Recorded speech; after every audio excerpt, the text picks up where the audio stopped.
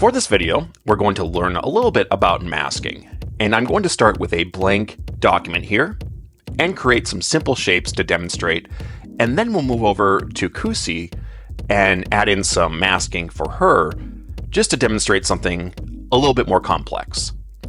So first, we'll come back here to the blank document, and we are on a new vector layer, and we're just going to grab the Draw Shape tool. Now with the Draw Shape tool selected, we can use Autofill and Auto Stroke, and we will use the oval shape.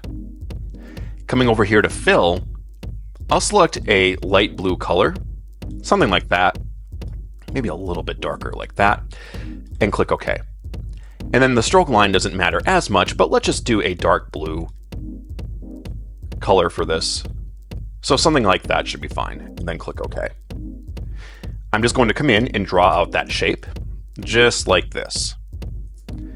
Now, with this shape, I'm going to apply some shading and highlighting, and this can best be achieved through masking.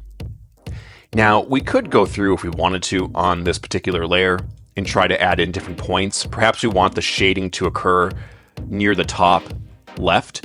We could come in and start to add points like this, and you could try to manually put in these different shading effects if you want to.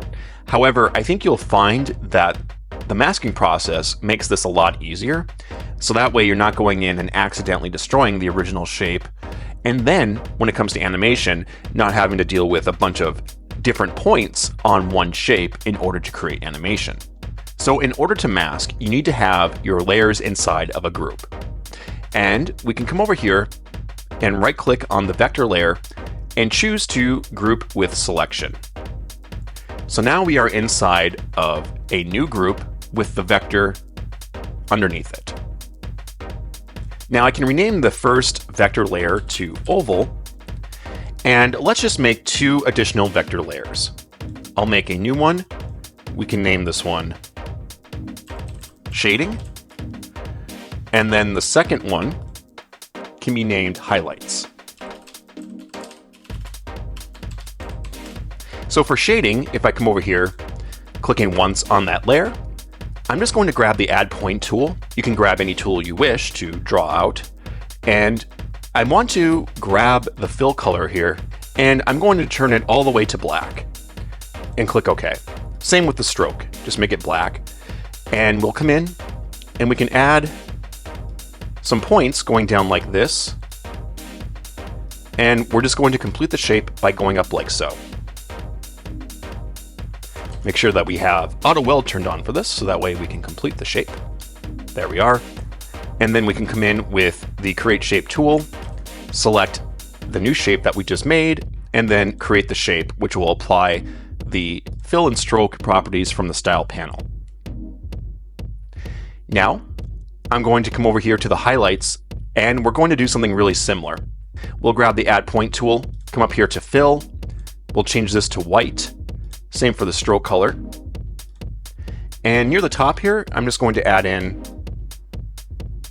some points like this, complete the shape, grab the Create Shape tool, and create that shape. Now this doesn't look great right now. However, if we were to come over here and double click on layer 2, which is the group, and go over to masking, you now see we have new options for masking. For this particular example, I'm going to choose Hide All and hit Apply. By doing this, you can see now the shading and highlighting layers have been masked in accordance with the boundary of the oval.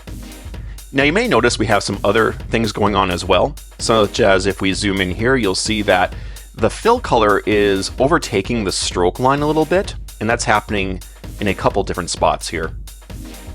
If you go over here to your layers and click on oval, right down here we have the ability to exclude strokes. So if we click on that, you can see by doing that, the stroke lines are now being applied over the original shading. So that way it's looking a little bit better now. And if we render this out, you can see it's looking like this. You can see currently when you're previewing this, it looks like the fill isn't going all the way to the edge, but previewing it will allow us to see a different view of this and how it's going to look when we render it out. Now, some other things we could do just to help with the effect. Coming over here, we can double click on highlights, perhaps go to the opacity setting and just reduce that. And you can see as I'm reducing it, we are getting a visual update on the canvas of what this will look like. So maybe something about like 30%, we can apply that. Go over here to the shading, and we're just going to reduce that opacity again. And you could use blend modes for this as well, if you want to do that instead of the opacity. But we're just going to go in, let's do like 20%, and then we can click OK. And then I'm going to go back to that highlight layer and just grab this point and bring it down a little bit so that way we can create a more rounded edge for this. So there you go. So now you have something like this, and if we were to render it out, it appears that we have some shading and highlighting on this oval, but we don't have those extra pixels going outside of the bounds. And that's what masking can do for us. And shading and highlighting is just one example, but I think it's a pretty good universal example, as it's pretty easy to apply and show off.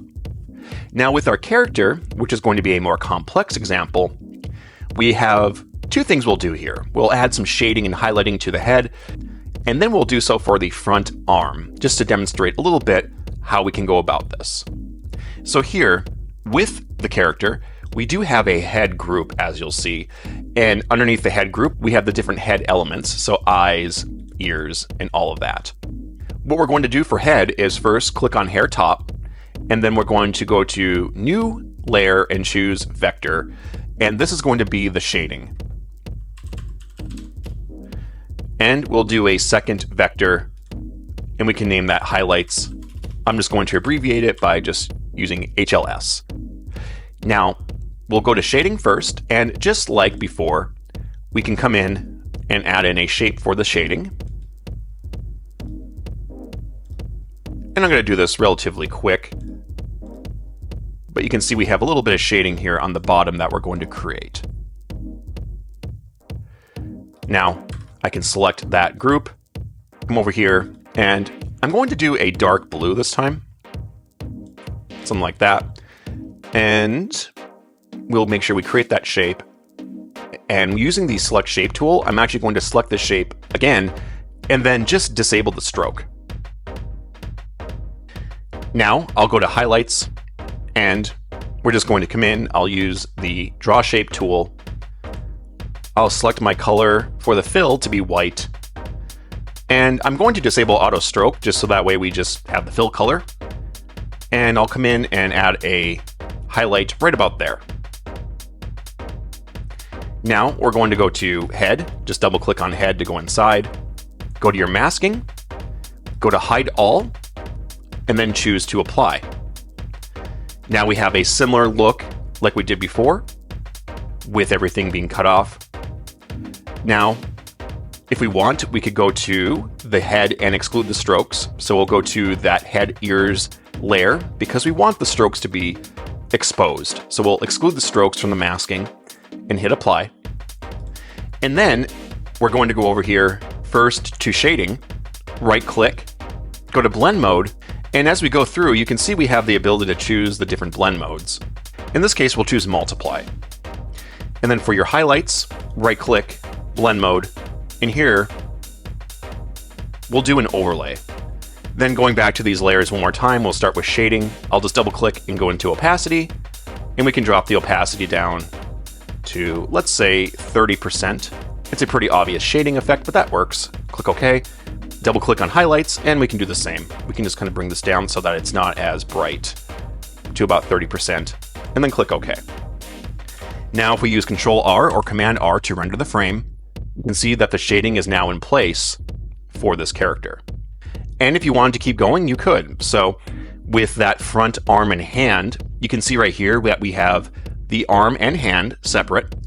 What we could do is add shading and highlights to each individual layer, or we could select both of these layers and then choose to group them. We can name this one then front arm, and then make some new layers. So this could be your shading, and then we have the highlights right here. Coming into shading, since we're now going to be covering both of these layers, we're going to grab the add point tool and draw over the different layers. So both the arm and the hand, I could just start up here and quickly come in and draw out that shaded effect, just like this.